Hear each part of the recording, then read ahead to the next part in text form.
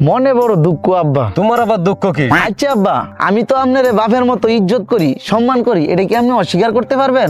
তাহলে আমি কি তোমার খালু লাগি? খালো হইলে তো ভালাই হইতো, পুরা দুনিয়াটা আমার হয়ে যাইতো। কিন্তু আপনার আমি যে ইজ্জত সম্মানটা করি আব্বা, আমি আমার নিজের বাহের হয়তো ইজ্জত সম্মান করতাম না। তুই আমার ইজ্জত সম্মান করবি না, তা কি অসম্মান করবি? অসম্মান আমি করবো না আব্বা, এরকম দুঃসাহস আমার নাই। ফাউ কথা কয়ে কোনো লাভ নাই। আরে বেটা কথা পেঁচাইস না, কি কবি ক।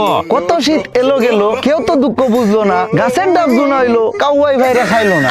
ওরে বাপ রে বাপ, একটা কবি জ্বালাইছে। আমার কবিতা হুনাও। তোর মতন এরকম লেওরা কবিতা আমার হুনা লাগবো না। ঠিক আছে আব্বা, আপনার কবিতা শোনা লাগবো না। আপনি যে প্রতিশ্রুতি দিছেন, প্রতিশ্রুতি তো রাখলেন না আব্বা। কিসের প্রতিশ্রুতি? বুঝিয়ে ক আমারে, বুঝিয়ে ক। এইভাবে ভুলে গেলে হইব আব্বা?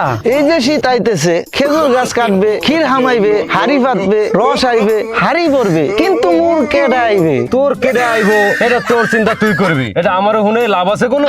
কথা দিয়েছিলেন পিঠা, এবছর কাটবেন আমার বিয়ের পিঠা। এখন দেখি আচরণে পুরাইতেছেন আমার জ্যান্ত চিতা। কি এমন অন্যায় করেছিলাম আমি? আজকে 12টা বছর একের পর এক প্রতিশ্রুতি দিয়েছেন পিতা। গেদু একটু কামড় খা, আগামী বছর করাবো বিয়া। বলেন গরু বেয়ালো, ছাগল বেয়ালো, জমি বিক্রি করে লই, এই করেন সেই করেন। মাস গেল, মাস আইলো, বছর ঘুরে বছর আইলো, কিন্তু আমার কাম হইলো না। তোমার কিন্তু আজকে দশাই পাইছে আব্বা। তোমার যদি আজকে ধরি তাহলে কিন্তু তোমার খবর আছে। যাই হোক আব্বা, আপনার বেয়াদবি আমি ক্ষমা করে দিয়েছি, কারণ ক্ষমা করা মহত্বের গুণ। না, বলছি যে আপনি আমার বেয়াদবি ক্ষমা করেন, কারণ আপনি আমার পিতৃ সমতুল্য। আপনাকে একটা কথা বলতে চাই। কি কবি ক।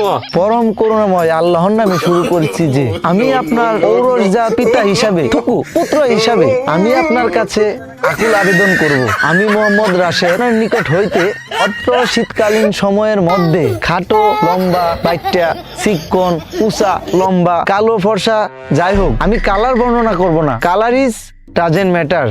কোনো কালার হতে পারে, কালারও হতে পারে। আমি এই শীতে একটা বউ প্রত্যাশা করি।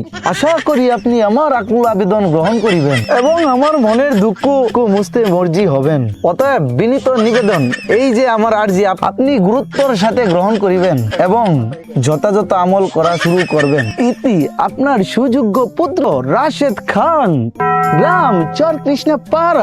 গুলামের ভূত, তোর বিয়ের শখ মিটাইতেছি, দাঁড়া।